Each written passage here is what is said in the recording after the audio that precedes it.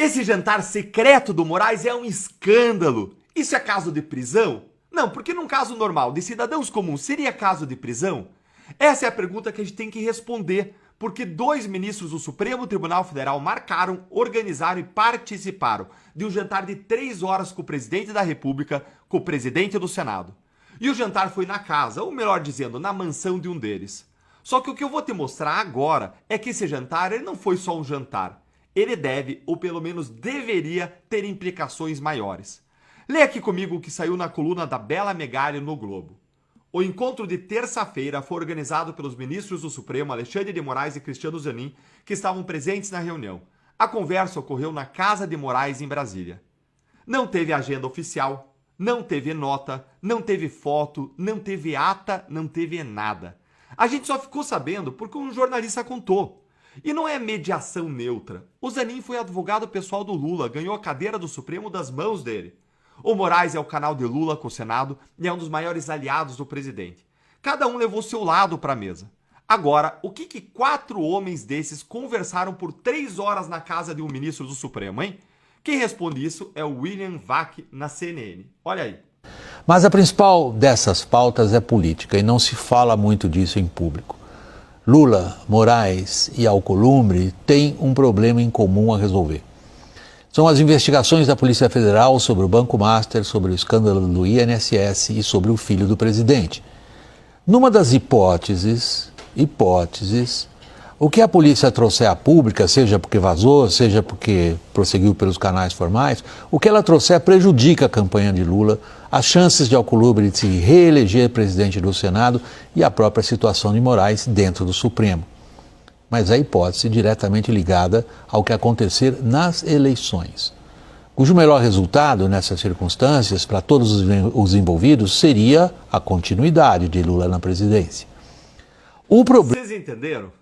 O denominador comum naquela mesa são 3 investigações da Polícia Federal e o interesse virtual de que Lula permaneça na presidência.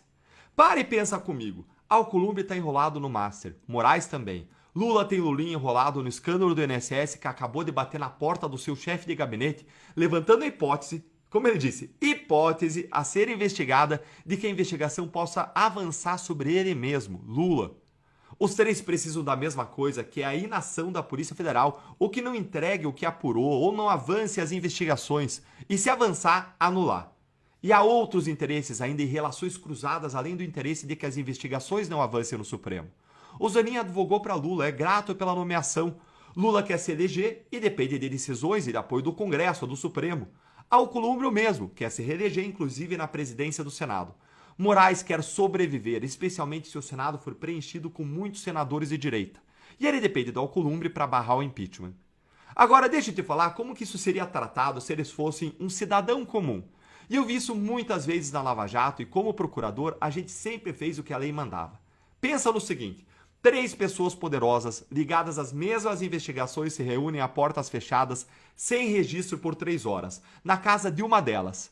Gente, não tem como não levantar hipóteses e suspeitas relacionadas a um risco de interferência nas investigações, especialmente quando 2 dessas pessoas são juízes do caso, que vão julgar o caso. Essas pessoas têm que ser ouvidas sobre essa reunião, têm que ser interrogadas sobre o que trataram, sobre se falaram sobre as investigações. Porque, veja, a gente não está falando só de cidadãos investigados, mas estavam lá 2 juízes que vão julgar os supostos aí investigados, ou no caso o Lula, ligação com o Lulinha, o pai do investigado, no mínimo, para dizer o mínimo. A gente está falando de 2 ministros do Supremo com poderes sobre as investigações e tinha muitos interesses políticos cruzados, recíprocos. Porque se surgirem indícios de interferência nas investigações, o que eu não quero acreditar que exista, mas a gente tem que levantar essa hipótese, como ele disse, hipótese.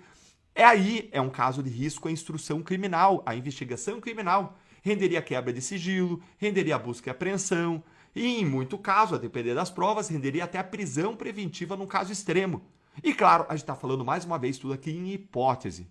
Só que quando os personagens são o presidente da República, o presidente do Senado e um ministro do Supremo, aí isso não rende nada. Ou melhor, rende sobremesa.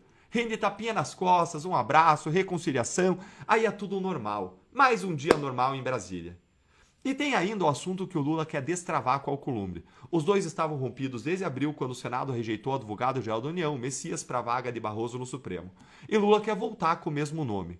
Quem reabriu o canal para essa conversa foram 2 ministros da corte, onde a cadeira está vazia.